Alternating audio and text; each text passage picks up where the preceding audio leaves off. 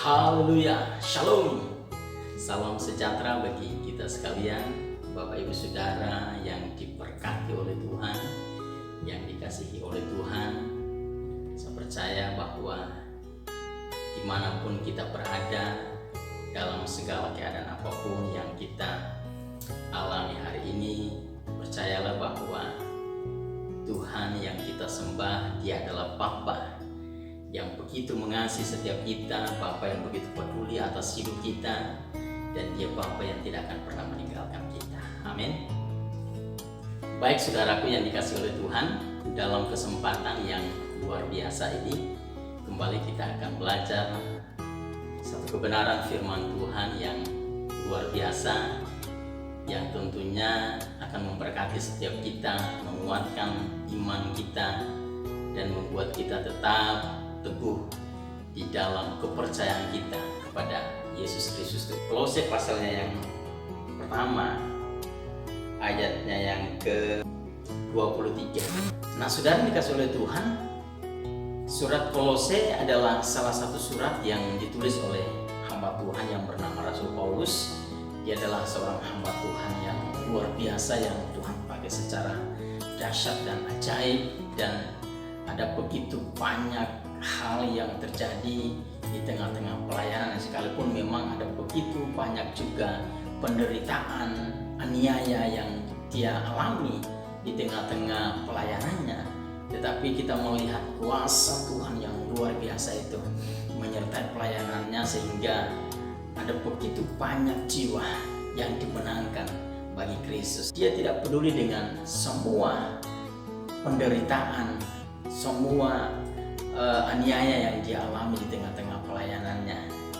Dia memiliki satu semangat, gairah yang luar biasa untuk terus mengabarkan kabar baik, mengajarkan kebenaran-kebenaran yang luar biasa, yang akhirnya menyelamatkan banyak jiwa ya dalam pelayanan. Dan kita melihat bahwa Kolose ini adalah salah satu kota di mana Rasul Paulus bisa memenangkan, mendirikan satu jemaat di sana, sudah dikasih oleh Tuhan. Nah, sudah dikasih oleh Tuhan, kalau kita baca ayat yang ke-23 ini merupakan satu nasihat ya, peringatan bagi jemaat yang ada di Kolose agar supaya mereka tetap bertekun di dalam iman, agar supaya mereka tidak terpengaruh, mereka tidak tergoncangkan, mereka tetap teguh di dalam apa, saudara? Di dalam ajaran-ajaran yang telah disampaikan kepada mereka. Terhadap apa? Terhadap ajaran-ajaran yang telah diajarkan oleh Rasul Paulus sebagai hamba Tuhan yang melayani di kota Kolose atau di jemaat Kolose saat itu. Lalu kemudian apa lagi? Nah, Rasul Paulus mengingatkan agar supaya mereka tidak bergeser dari pengharapan mereka kepada Injil yang telah disampaikan itu. Sudah dikasih oleh Tuhan, mengapa Rasul Paulus mengingatkan mereka tentang mereka tetap bertekun ya dalam iman, tetap teguh dan tidak bergoncang, dan kemudian tidak bergeser dari pengharapan mereka terhadap Injil. Karena sudah dikasih oleh Tuhan, kalau kita pelajari, ternyata ada banyak ajaran-ajaran sesat yang masuk di kota Kolose saat itu. Dan orang-orang yang membawa ajaran-ajaran sesat ini, mereka berusaha untuk mempengaruhi ya semua orang yang ada di Kolose untuk mempercayai ajaran-ajaran yang telah mereka sampaikan itu. Dan salah satunya adalah mereka juga berusaha mempengaruhi jemaat yang ada di Kolose agar supaya mereka mendengarkan ajaran sesat yang disampaikan oleh orang-orang ini ya. Maka dari itu Rasul Paulus sebagai hamba Tuhan, dia tetap mengingatkan jemaat yang ada di Kolose agar supaya mereka harus tetap memiliki komitmen yang teguh untuk hidup di dalam ajaran yang benar, ajaran yang sehat, ajaran yang murni, ajaran yang telah menyelamatkan hidup mereka. Ya, tidak boleh tergoncangkan oleh berbagai ajaran-ajaran yang menyesatkan, yang akan membawa kehidupan orang kepada kebinasaan yang kekal. Nah, ini disampaikan oleh Rasul Paulus kepada jemaat yang ada di Kolose, agar supaya mereka hidup sesuai dengan ajaran yang telah disampaikan oleh Rasul Paulus sebagai hamba Allah yang mengabdikan dirinya ya kepada Injil Kristus itu sendiri.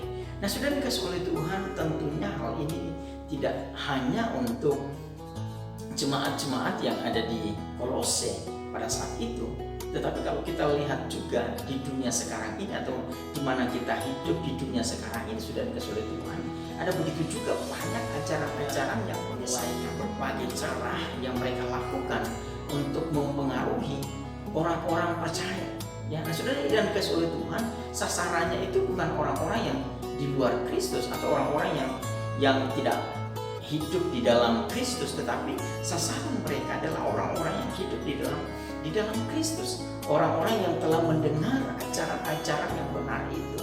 Ya, saudara dikasih oleh Tuhan, kalau kita tidak kuat, kalau kita tidak berdiri teguh di dalam ajaran atau Injil yang telah kita dengar itu, maka saya percaya siapapun Anda ya pasti akan dipengaruhi atau bahkan terpengaruh oleh berbagai ajaran-ajaran yang kelihatannya begitu luar biasa, begitu dahsyat. Bahkan saudara, ada banyak mujizat-mujizat juga yang mereka perbuat seolah-olah Tuhan begitu nyata ya di setiap apa yang mereka perbuat. Jangan sampai terkecoh dengan berbagai ajaran-ajaran yang menipu saudara.